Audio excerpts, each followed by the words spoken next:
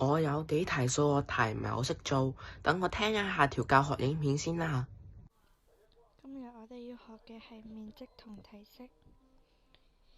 面積同體積我哋喺小學都已經學過啦。而家我哋再進一步學更多關於面積同體積嘅計算方式同埋類別。體積嘅計算方法就係先揾到物件嘅底、闊同埋高，然之後將個底面積同埋個高相乘，最後就會得出結果。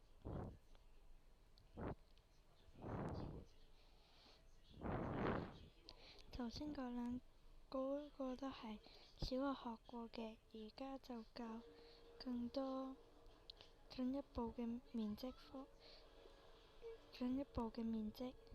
就係總表面面積嘅計算方法。總表面面積即係一個物體，如果變成一個平面圖，佢嘅總面積係幾多？佢嘅方法好簡單，就係將底面積乘2，因為佢有兩個底，然之後計埋側面面積，即係底周界乘高。而家試下計下呢一題啊！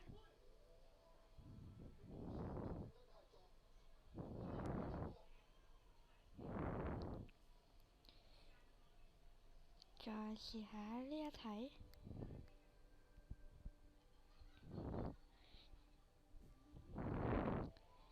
以上如果你成功嘅話，做啱，你就恭喜你已經學識咗面積同體積啦。哦，我明白啦。